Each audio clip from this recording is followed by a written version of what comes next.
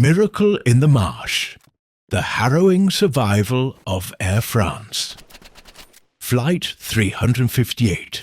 On August 2nd, 2005, Air France Flight 358 became the centre of a terrifying and unforgettable moment in aviation history when it overshot the runway and burst into flames at Toronto Pearson International Airport. What began as a seemingly normal flight from Paris Charles de Gaulle to Toronto turned into a scene of chaos and survival, as 309 people on board fought to escape a burning Airbus A340 in the middle of a thunderstorm. The story of Flight 358 is one of danger, quick thinking, and a near-miraculous survival rate that continues to be studied around the world as a lesson in emergency response, aviation safety, and the sheer unpredictability of nature. Flight 358 took off from Paris in the early afternoon, carrying 297 passengers and 12 crew members. The aircraft, a 4-engine wide-body Airbus A340, was widely regarded as one of the safest jets in the sky. On the flight deck were experienced pilots with thousands of flying hours between them. The flight itself was mostly uneventful as it crossed the Atlantic. But as the aircraft neared Toronto, the weather began to deteriorate rapidly.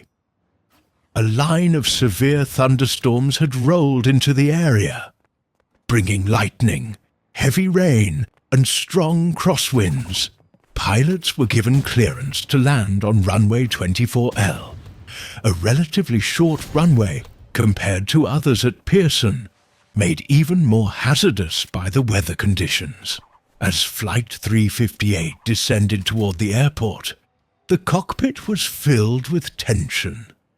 Rain was pounding against the windshield, and visibility was severely reduced. The crew decided to proceed with the landing despite the weather, a decision that would later be scrutinized during the investigation.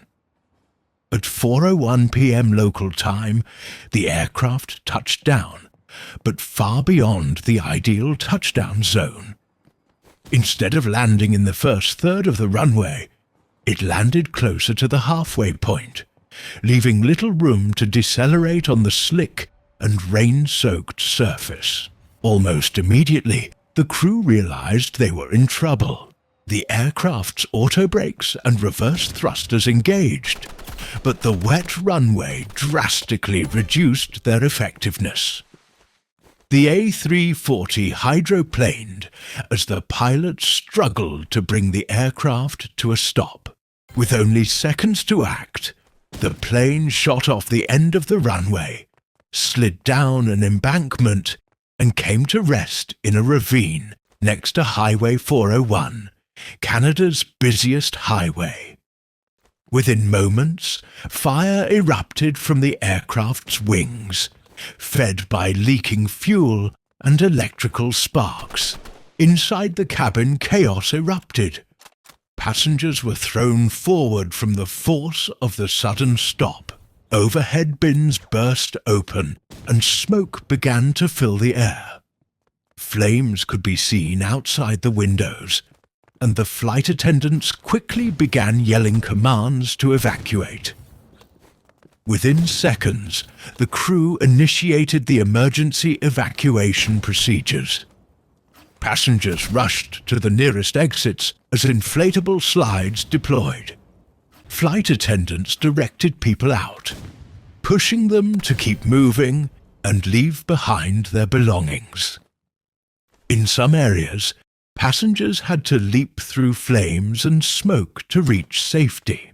Despite the terrifying conditions and the rapidly spreading fire, all 309 people on board escaped. Several sustained injuries, some serious, but no lives were lost. The successful evacuation of Flight 358 under such extreme conditions was considered nothing short of miraculous. Fire crews arrived within minutes, battling the flames and helping the injured. The aircraft, however, was a total loss. Charred remains of the fuselage were left smouldering near the highway, a visible symbol of how narrowly tragedy had been avoided. The investigation into the crash, conducted by the Transportation Safety Board of Canada, revealed several critical factors that contributed to the runway overrun. First, the weather played a major role. The storm had created conditions where hydroplaning was more likely, making it harder for the brakes and thrust reversers to slow the aircraft effectively. Second, the pilots had not deployed the thrust reversers until 12 seconds after touchdown, reducing the time they had to stop. Additionally, the choice to land on a shorter runway in such conditions, instead of circling and waiting for weather to improve, was deemed questionable.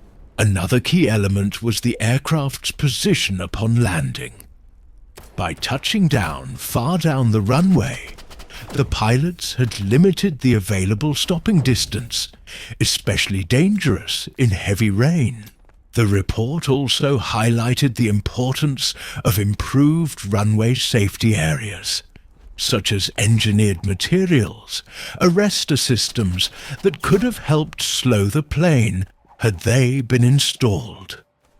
These issues led to a wide range of safety recommendations. One of the most remarkable outcomes of the Flight 358 incident was the crew's response during the evacuation. The flight attendants remained calm under pressure, guiding hundreds of passengers out of a burning aircraft in under 2 minutes. Their actions, along with the general order maintained by passengers, likely saved many lives.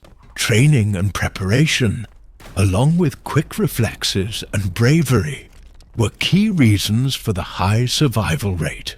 The Flight 358 tragedy, though it ended without fatalities, sent shockwaves through the aviation industry. It prompted airports around the world to review runway overrun protection measures, emergency response procedures, and storm landing protocols. Airlines were reminded of the importance of pilot decision-making in bad weather, and how even routine flights can become dangerous under rapidly changing conditions. In the years since the incident, the memory of Flight 358 has served as a powerful lesson.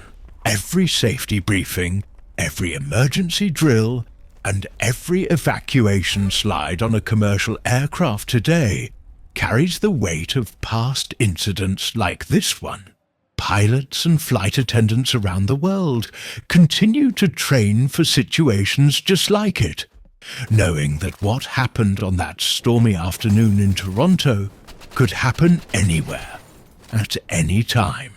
Passengers who survived that day have spoken out in the years since, recalling the fear, the rush of escape, and the overwhelming relief of having survived.